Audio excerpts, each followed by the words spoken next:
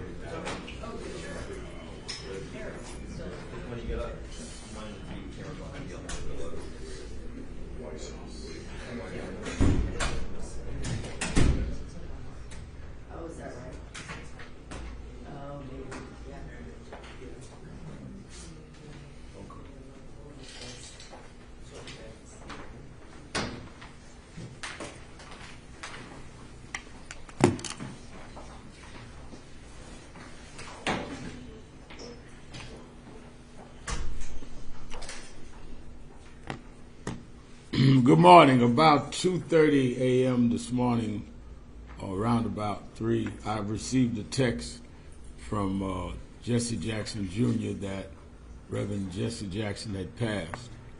And a couple of hours later, Reverend Jackson's son Yusuf called me and put me on speakerphone, where I had prayer with the family as they stood around his bed before taking him out to the funeral home. So it has been a very sad day for me, even though we knew he was very ill. When the moment comes, you're not prepared for it. I first met Jesse Jackson when I was 12 years old. I was a boy preacher in the Pentecostal church in Brooklyn, New York, Washington Temple Church of God in Christ. And I had become enticed with what was going on in activism because I was watching Adam Clay Powell on television. My mother brought me to Bishop Washington, our pastor, and he said, no, I can put him with some ministers that's involved. He brought me to Reverend William Jones. And they made me the youth director at 13 years old of Operation Breadbasket under the national director, Reverend Jesse Jackson. Reverend Jackson was about 27, I was 13, and ever since then, for 69 years, we bonded. The last time he spoke in New York, he spoke at the House of Justice for us. I can't think of a time that we were not spending time together. Now, he was a hard taskmaster. He would always get on me about, why are you on this issue? You need to be more studied on this. But he was one who was more responsible than anyone for teaching me activism. On a personal level, my family and I used to spend every Christmas at the Jackson's house. And the last 2 Christmases took my daughters, one who's with us today, to Chicago. We spent Christmas night at Reverend Jackson's house just 5 weeks ago, and last Christmas. We would feed people at the House of Justice and then go to the airport in the afternoon and fly to be with him. So I will always be able to cherish that I spent his last Christmas with him and spent last days even when he could no longer speak well. What I think on a broader level is Jesse Jackson changed American politics. Jesse Jackson changed the civil rights movement. He was a consequential and transformative figure. And he changed New York politics. Let me go in that order. One, it was when Dr. King died, was killed in '68, he was talking to Jesse Jackson and Ben Branch over the rail at the Lorraine Motel in Memphis. And Reverend Jackson was literally one of the 2 last people to speak to him. I always wondered how much trauma that must have been for him to witness Reverend King's assassination. He never would talk about it too much, but it drove him. He kept saying, we got to keep Dr. King's dream alive. He was 12 years younger than King, as I was 13 years younger than him, and he would always challenge me that your generation's got to do what John Lewis and all of us that were younger than Dr. King did. He kept the movement going by keeping the economic boycotts of Operation Breadbasket going, by dealing with diversity, by fighting for affirmative action. You must remember when the late 70s and 80s, when Reaganism rose and there was this backlash on civil rights, Jesse Jackson took the front with John Lewis and others to restore what Dr. King had done. We romanticized the 60s like they were never challenged. They were challenged. We had to renew the Voting Rights Act every 5 years. We had to deal with state laws. And it was Reverend Jackson that did that into our era of having to deal with racial profiling and driving while black and all. We learned all that from him. It was in 1984, when he ran for president, that he changed the rules that primaries were governed by, where in pre-Jackson, if you ran in New York, for example, and you got 104 delegates and your opponent got 100 delegates, your opponent got all 204 delegates. It was Jesse that made it be, no, you get your 100, they get 104. With him changing it to proportional delegate representation is how Barack Obama was made the nominee. Hillary Clinton won more big states, but he was able to accumulate more delegate votes. So he literally changed the party in 84. And then in 86, the midterm elections changed because he had registered so many new voters that had not been calculated before that many of the states turned, and the U.S. Senate 86 became Democratic control and maintained a lot of the things that we would have lost under the Reagan era because Jesse Jackson registered those voters. In 88, he ran again, got 7 million votes, won the city of New York. It was his 88 race where he won the city, he lost the state to the caucus, but he won the city of New York, which made us believe in 89 we could win. And we did by electing David Dinkins. David Dinkins was his coordinator for New York City in 88 and became the mayor in 89 off Jackson votes and the belief we could win it because Jesse Jackson, despite the controversies around him, won the city of New York in 88. So I'm not talking about somebody that just is some removed figure in history. He literally changed American politics, New York politics, and kept the civil rights movement going, and then raised some of us that have been in the forefront in the first part of the 21st century to do what we do. And he's been there with us. When we did George Floyd, he was right there in the church with us when I did the eulogy. He was there with us with Trayvon Martin. He never stopped. I once said to him, you already in history, you've gotten all the honors, why do you keep going? He said, I never learned how to retire. He said, you got to remember how Dr. King was killed at 39 years old. Medgar Evers was killed at 39 years old. Malcolm X was killed at 39. We were never raised to be 40 years old. He said, I woke up one day at 55, there's no retirement plan for us. And he kept going until this morning. So my whole life and the whole country and the world was changed. Don't forget, he went and got hostages from Iraq, hostages from Syria that no one else could get for this country. Never got the credit he was due. But he said to me that those that need the credit don't deserve it, and those that deserve the credit don't need it. Well, I'm going to make sure as long as I'm alive, he gets the credit, Reverend Jesse Jackson. On this Saturday, our regular Saturday Action Rally will be at the historic Mother Amy Zion Church. It's the church that Frederick Douglass spoke at. It's the church that Sojourner Truth at the altar changed her name from a slave name to Sojourner Truth. It's the church that Madam C.J. Walker's funeral was at, church that Paul Robeson was a member of. His brother was one of the pastors. So in Black History Month, we're going to dedicate the Action Rally this week to Jesse Jackson, which was the last organization he spoke for in the city of New York. Last time to Harlem, when he left the House of Justice, we took him to Sylvia's. And I never forget when he finished, we had to help with the fork. And he told me, wheel me into the kitchen, and he shook hands with all of the people in Sylvia's restaurant, shook hands with him in the kitchen. That's the last time he was here. So we're going to honor him. We're asking all of our city officials to join us there. We are the organization that Dr. Jackson worked with, and we're going to honor him this Saturday. We want all of them to come and give their condolences in a New York salute to Reverend Jesse Jackson. Any questions? Yeah, Reverend Sharpton, what did he open your eyes to? What did he help you realize that you didn't know or weren't aware of, or I got better? He opened my eyes in two ways. He opened my eyes that we could make a difference, we could make change, that we could not be cynical. So by him running, as never had been an elected official, with most black elected officials at that time not with him in '84, when he ran and did that, I believed that we could make a difference, we could change laws.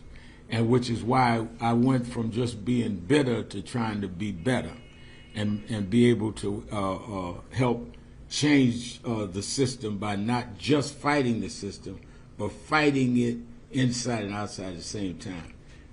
What he did for me personally, I was born and raised in Brooklyn. My father left when I was 10. Unlike many other ministers that I looked up to, I didn't come from a high pedigree, nice family with my father and grandfather and great-grandfather preachers. My father left. Jesse was born out of wedlock. He taught me, his slogan was, "I am somebody." It's not how you're born, it's where you go with it. So he made me believe even a kid on welfare in Brownsville, Brooklyn, could be somebody because of Jesse Jackson taught me that. Look what he did, born out of wedlock in Greenville, South Carolina. If he could do it, I could do it. It's easy for a preacher that's got PhD and his daddy was a big preacher and granddaddy. It's easy for him to do it. It wasn't easy for Jesse. And he taught me that it didn't have to be easy for me, but I could make it anyway. Good morning, Reverend Sharpton. I was just looking at some of the archival video this morning. One of them that just popped up was the march in 1995 against the social service cuts against Governor Pataki. Just what do you remember? Take us back to that day and what you remember about how powerful that day was with Reverend Jackson. In 1995, they had cut the budget. Pataki had just been elected in 94. And I decided we were going to do a 10-day walk from New York to Albany. And we started at the Canaan Baptist Church where Wyatt T. Walker was pastored in, Dr. King's aide, and we'd walk 1.5 miles a day. Reverend Jackson flew in and said, "I'm going to start the march with y'all and finish with y'all." And I said to him, "Oh, you're not doing all 10 days?" He said, "I'm not overweight, you need to walk." So we would laugh about that. And he met us in Albany. And we marched on George Pataki and got a lot of the legislation restored. That's how much he had local impact. He worked a lot with 1199. He worked with National Action Network. But he would know, he would call me. We used to talk at 6 o'clock every morning. He would call me and say, "What are y'all doing about this referendum?" I said, "How do you know about that?" But he was constantly kept his hand on the pulse on what was going on around the country. Reverend Sharpton, can you speak to how he was a bridge between generations, of Dr. King's generation, your generation, and the generations today of the social justice movement? I think that Jesse Jackson was a bridge that was not given credit for. He was the youngest person on Dr. King's staff, so he was attractive to people like me that was a generation behind him, because he was more hip. He used to wear a Martin Luther King medallion. That's where I got that from. And he used to wear a vest. I never saw him wear a suit and tie until about 1972. And he had a big afro. So he wasn't the style of the conservative preachers like Dr. King was. And he then was able to understand our generation of saying no justice, no peace, rather than I am somebody. And he was the bridge that would say, "But let us get something done." And he would be there. So whether it was in the 70s and 80s where we were fighting around the issues of Howard Beach and Yusef Hawkins, which he came in and visited the funeral home with me at Yusef Hawkins, or then later in the 21st century, if it was Trayvon Martin, he came and stood with us. He would stand behind us as much as he would lead us, but he would stand behind us. I used to say he's leading from the back now, because he'd be there. And I think that he was never threatened by those older than him or younger than him. He just wanted us to keep our eyes on the prize. And what about his commitment to peaceful protest and peaceful change at a time when there was a lot of violence? He was adamant that we always keep nonviolence, because he said you're going to, first of all, he said you must have the moral standing that those we're fighting don't have. And if you become as immoral as them, not caring about life and the like, then you are not fighting a cause, you're fighting for who can have more power. So he definitely would always say that. And he would always say to me, if he heard I was getting ready to do something, "Al, make sure that there is no violence. Make sure that you don't step outside of Dr. King's principles." And I think he also would always reprimand us about language, not only violence in terms of physical, but your language must communicate justice, not revenge. He was very, very hard on me about that. Reverend, good morning. What would you say to those in the media, elected officials, others who are efforting to define Jesse Jackson's legacy in depth by criticism, controversies that he had during his life, as opposed to the lifetime of accomplishments that you talked about briefly? I think that there will be those that will raise the controversies, and they will raise some of the things that they would consider negative. But Reverend Jackson had a saying that he used to tell me that became something I lived by. He said, "Turn your scars into stars." And they can raise the controversies, but the fact that they've got to raise them at all means that he made his point. He made effect. Nobody thought a kid born out of wedlock on Haney Street in South Carolina would be where he was. So sometime when you're climbing up steep mountains, you might slip and skid your knee. But the story is he climbed that mountain. Hi, good morning. Thank you for having us. I wanted to ask if there was anything from the Reverend's legacy you hope the new generation in the Democratic Party, the civil rights movement, heed going forward. I think that what I would hope they heed is that we continue to protect the right to vote, that we protect the Voting Rights Act, and that we protect the economic movements of not having an imbalance where the super rich get richer at the expense of the poor, and that we remain rainbow, multicultural, that we fight for immigration rights and civil rights, that we deal with policing and deal with vice. And I think that he represented that. We cannot take the rainbow out of the movement. We cannot take the nonviolence out, but we must protect the right to vote. Everything Dr. King and Reverend Jackson stood for is at risk right now. Supreme Court is weighing right now Section 2 of the Voting Rights Act. Right now we're seeing what's going on with ICE and deportation. So we have the challenge not to mourn Jesse Jackson, but we need to use our mornings, which is what we're going to do Saturday, to say there must be a movement. He would not want us to have sanctimonious mornings if we weren't going to get up and do the work. Sharpton, so many speeches over the years, so many important quotes. Which one is the most significant to you, or the most personal in terms of what you remember? I think that his '84 Democratic Convention speech, "Our Time Has Come," was a classic because it gave us hope. I think that when he came back in '88, "Keep Hope Alive" was a classic. There's so many, but Reverend Jackson had, the last time he was at, time before last, when he was at the House of Justice, he had a book of sermons and that he had come out with. And that's when I knew he was stumbling and had Parkinson's. And I asked him to sign the book to me. He could only do the first J.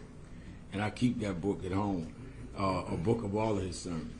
But he couldn't even sign his name. But he still came to Harlem to do what he could do. Reverend Sharpton, one other question. In terms of his unfinished business around the economic justice issues like food insecurity, healthcare for people that he touched on at many points in his life, what do you say to that? I say that we've got to keep fighting. We cannot make mockery with just mourning him and letting it go. And DEI, diversity, equity, and inclusion, which has now been wiped out by this present administration, that was Jesse Jackson saying we've got to diversify boardrooms, diversify employment for blacks, for women, for browns, or for LGBTQ. So we are seeing at a stage where everything he fought for is at risk. And if we want to mourn him, we've got to preserve what he fought for. Thank you. So what is a plan of action to defend voting rights? Well, I think the plan has to be, how did we get voting rights in the first place? And that is mobilizing, marching, nonviolent protests. But the thing we have that they didn't have in '65, we have enough people in the Senate and the House to re-legislate if we come out and vote. If we come out in the right numbers, a member of the National Action Network named Hakeem Jeffries would be the Speaker of the House and can call the hearings and find out what's really going on in ICE.